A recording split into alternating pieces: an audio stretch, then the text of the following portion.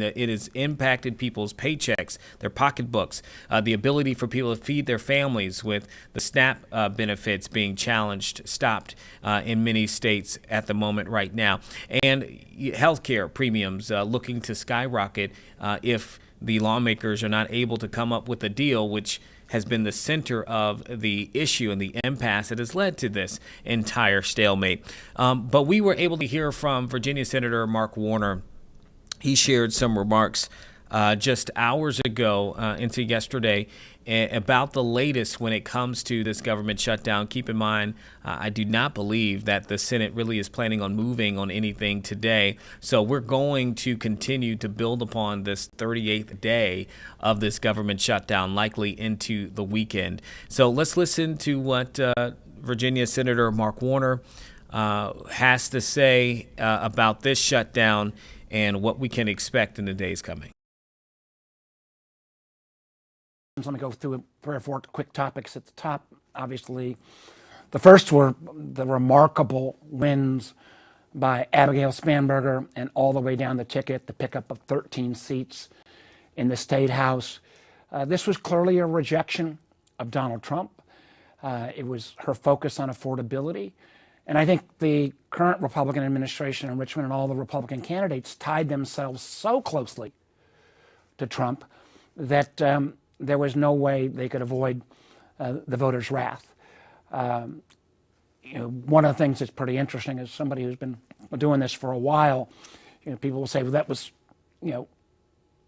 Democrats won or Spanberger won because of Northern Virginia.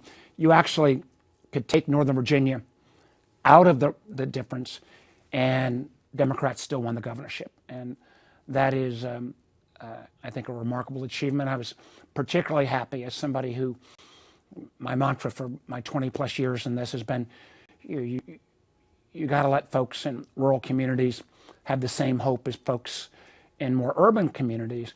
And the gains that Democrats made, and Spanberger made in jurisdiction after jurisdiction, in Southside and Southwest, the fact that the Democrats now have a delegate west of Roanoke, I think her message in focusing on basics and not going to the extremes and focusing on affordability really resonates. And it is something that is so terribly important.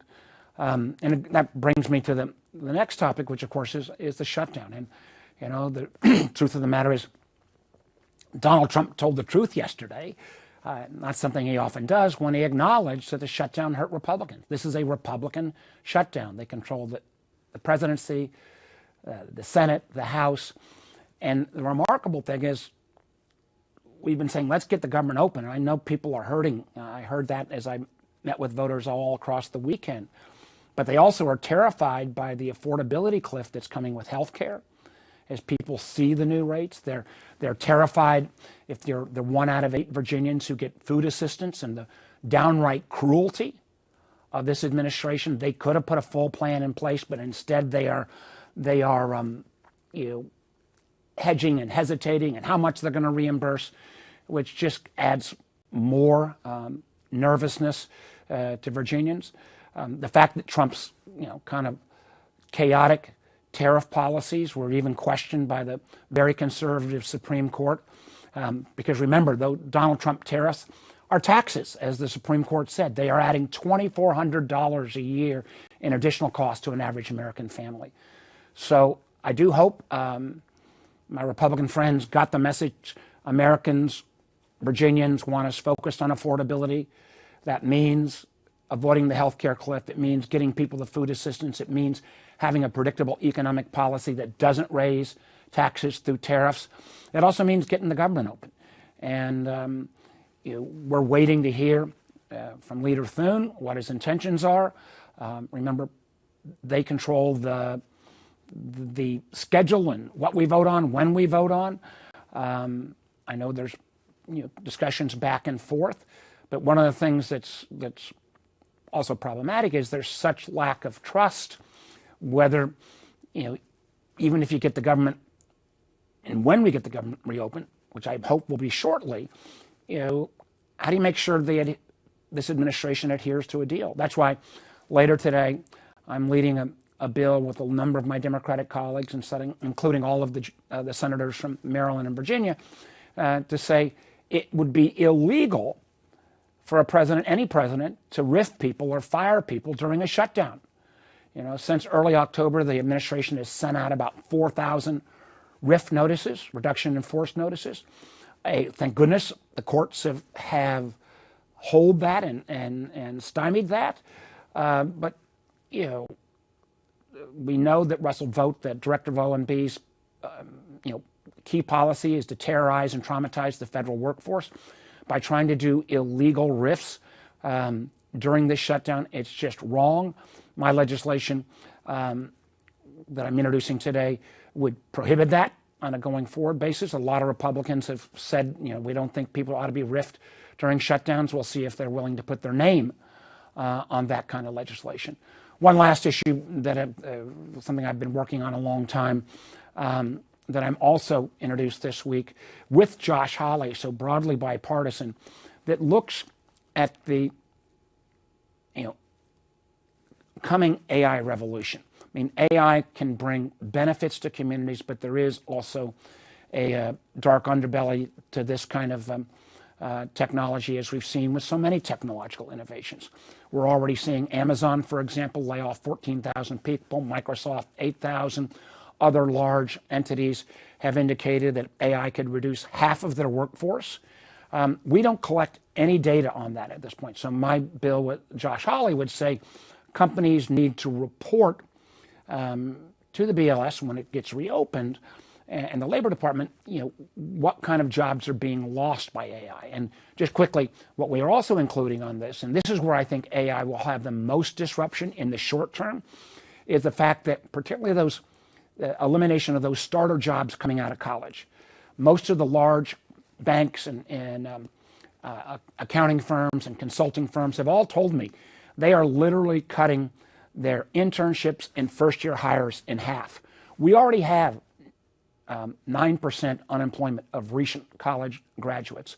I think that number could go to 25% literally within the next year or so. And how we look at that job dislocation, particularly for families who've stretched their finances to send their kid to college, if there are no jobs coming out of college, could have huge economic disruption. So we're trying to measure that as well. And one of the things I'll have more to say about is I think we really need to challenge the AI community and the AI tech companies that they need to chip in and help develop how we retrain folks for these AI-related jobs. I may accept the fact that over a long period of time, AI will create a whole host of new jobs, but there's no one, the most ardent AI advocate, hasn't acknowledged there could be 5 to 7 years of dislocation. And if we're suddenly looking at 25, 30, 35% of college graduates not being able to get a job, coming out with a great deal of student debt, the economic chaos that we've already got will be hugely accelerated. So I'm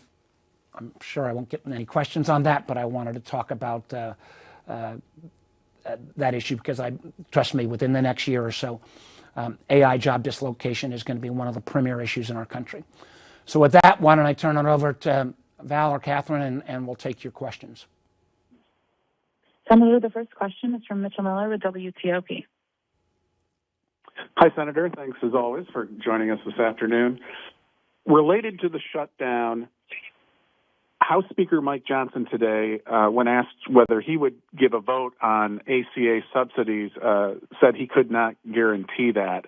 What would be your best-case scenario about how things could move forward over the next several days in connection with what Democrats would like? Right.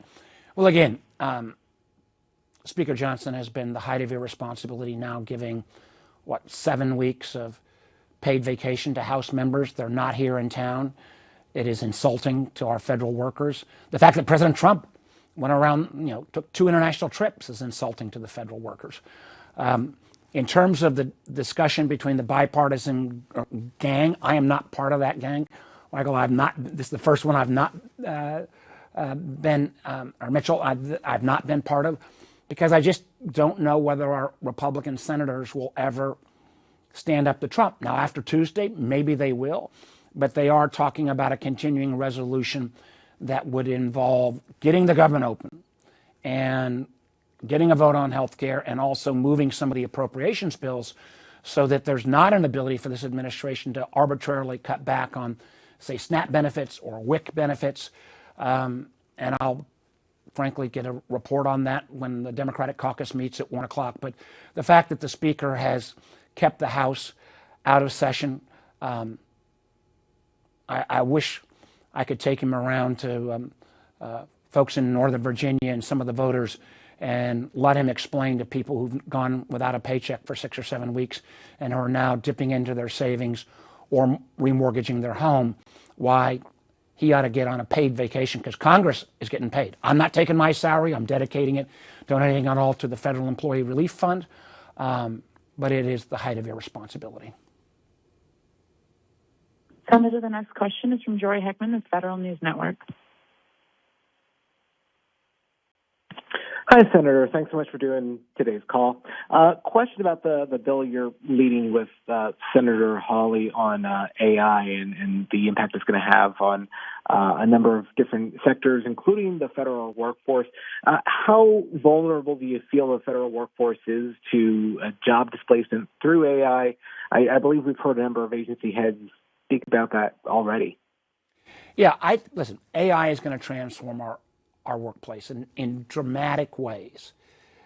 And, you know, I'm not fully convinced that all these jobs eliminated are going to be replaced by AI-related jobs. So I'm concerned about that. But even if I say that they may be replaced by AI-enhanced jobs, and we're seeing some of the middle management actually being enhanced by AI, but you don't need those entry-level jobs, I am terribly afraid for our federal workers. Now, at the end of the day, I would remind folks, and for people who say, well, we've got way too many federal workers, we have the same size of our federal workforce today that we had basically in 1960. And our population is, 80 million more people. So if there are ways to bring about greater efficiency through technology, count me in. Frankly, I've always said a smart, fact-based DOGE would have made sense. But I'm worried that when you layer on this anti-federal worker mindset from this administration, when you look at the chaos that's happened over the last 10 weeks, when you then have the challenges that AI will present, are we going to get the kind of world-class workers we've got as federal workers today joining the federal workforce tomorrow, next week, next year, and the next few years? And that is a huge concern to me. That's why I'm trying to at least make sure we get the data, because we don't have job elimination, but what I'm as concerned about is, frankly, the hiring of those entry-level jobs, and we're trying to start to track that as well. Senator, the next question is from Michael Marks with the Richmond Times-Dispatch.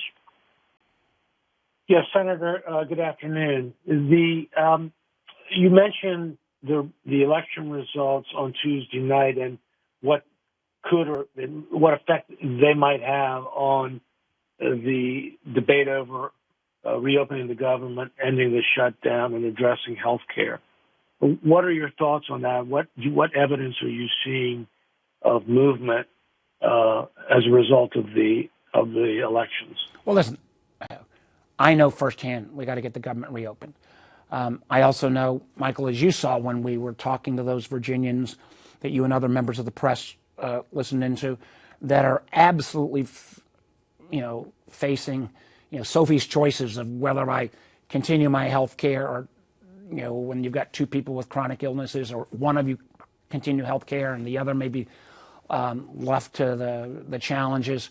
And you add on top of that, frankly, the healthcare cliff was one thing, but the just plain cruelty of how the administration has played around with these SNAP benefits, the food assistance benefits. Literally 1 out of 8 Americans get food assistance. I mean, that's crazy in the richest country in the world, but if that level of uncertainty as well, and the administration has done nothing, basically. The courts forced them, but done nothing to try to ease that pain and tension. And again, I've not been involved in some of these bipartisan conversations, but I know there's a sense of urgency from both sides.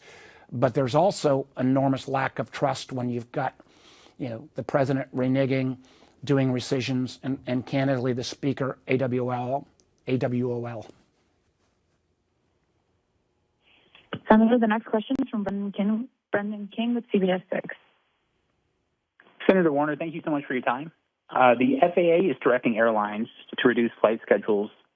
They say to continue safe airspace operations tomorrow. Airports here in Virginia will be impacted, especially in the D.C. area. So we know the Republicans blame Senate Democrats for the shutdown, pushing to pass the CR bill. So your reaction to the FAA's move here, and for you, Senator, what is the tipping point? My reaction is we've got to keep our air traffic safe. I know there are FAA and air traffic controllers that are on second and third shifts without a paycheck. But in terms of the causation of this, don't take my word for it. Listen to Donald Trump.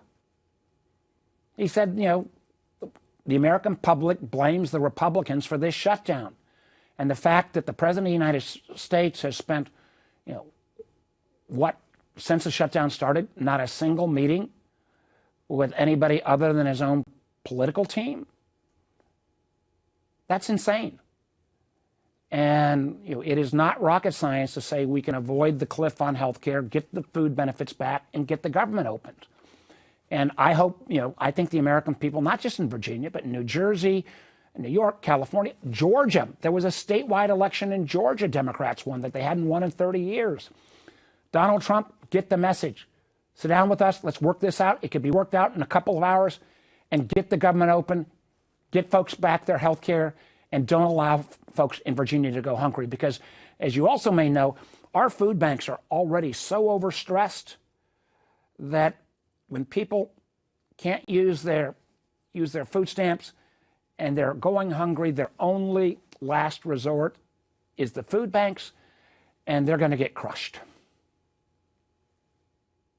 Senator, the next question is from Raquel Martin with Nexstar.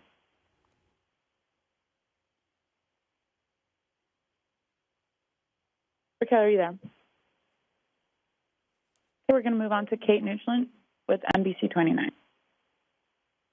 Hi, Senator. Actually, my question has already been answered, so thank you so much. I'll pass it off to someone else. Thanks, Kate. Thanks, Kate. We'll pass it off to Brittany with ABC 13. Hi, Senator. Thank you so much. Wanted to ask you a question about redistricting. Democrats are really pushing this here in Virginia. Even though this was just done a few years ago, wanted to ask, should this be something that should be allowed to happen every 10 years after a census, to avoid both Republicans and Democrats going back and forth between, one or another? Listen, the Constitution is clear. You're supposed to do redistricting every 10 years. Remember who started this. It wasn't started by Democrats. It was started by Donald Trump and a bunch of folks in Texas to say, let's try to cook the books. They know the American people are turning against his policies, and they're trying to, frankly, cheat the system by redistricting.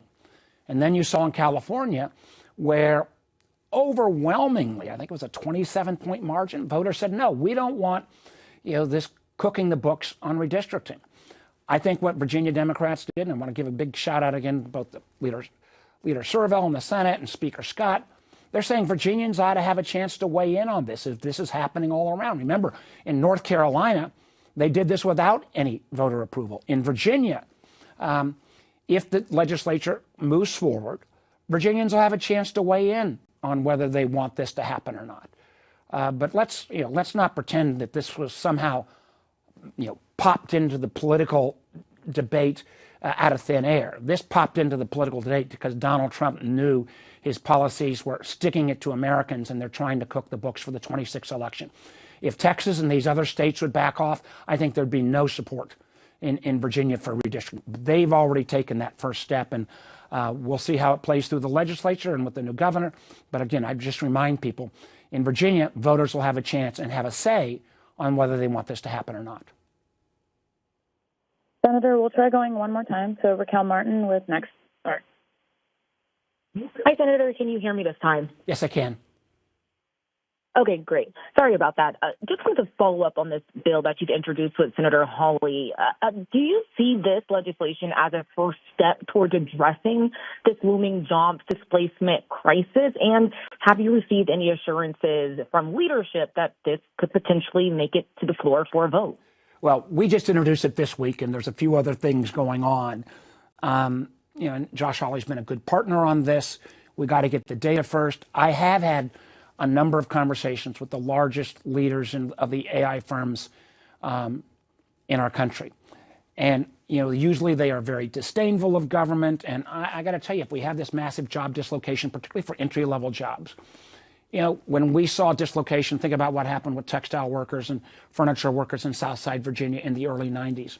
The way we responded was with something called Trade Assistance Act grants. It didn't really work that well. So my challenge to the AI bros is, hey, this job dislocation is coming. You guys got to help us design this and help pay for it. We could have it unwind after 5 years or so if they're right and new AI jobs are created. But think about, I've got lots of friends who've got, their kids getting out of college at this point. They're coming out with a lot of debt, and they're looking at 9% current unemployment, coming out of college after they've done everything right, studied hard, got a degree. And I fear, with the projections I've seen, that that 9% unemployment could go to 25 or 30%. Not only putting huge stress on these young people coming out of school, but also their families who've probably gone into hock to get them through college. So we got to focus on that, as well as the kind of transformation that's taking place with the established workforce. Remember, I think it was Walmart that said at one point they could see half of their jobs eliminated. We don't get our hands around this. The economic despair and lack of hopefulness that we see with so many families, that could accelerate tenfold. So let's get the data first. Let's sit down with the tech community. This is nothing to do Democrat or Republican. Let's look at the upsides on AI, but let's also look at some of the potential downside. And that's just one last comment on this.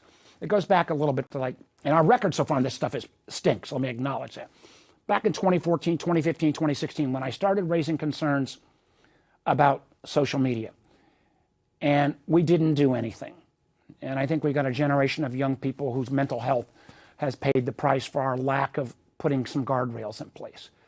That social media didn't have massive disruption in the job market. AI will. And so let's try to get ahead of it. We're seeing, and this is going to accelerate at such a fast speed. If every bank or services firm suddenly says, okay, we don't need those first-year hires and we're going to cut our hiring class in half, how are folks going to get the experience they need to kind of make it in this AI-driven economy? I think it is imperative, and I will, on this one, I'd even put a wager that this will be the defining issue in 28, and it'll be a major, major issue in 26. Okay, you just heard a lot from Virginia Senator Mark Warner there. One of the things that I found really interesting when they asked him, are you currently in the process of working to try to reach across and fix this government shutdown? And you can hear his answer in there. He was like, something is different about this particular situation than in years past. I want to bring up a article that was written just a week ago today on Politico. I'm just going to bring up, there you go. It says, why has the shutdown gone 31 days? This is from Politico. It said, if you want to figure it out, just look at Mark Warner. I found it so fascinating. When you read the article, it goes into how in the past, when we found ourselves in these government shutdowns, Mark Warner has been one of the leaders that has really worked with a group of others to try to figure out what the solution might be, to figure out that approach to end it, right? But in this time, the article goes down and you can kind of hear him signaling in there, he's taking a different approach.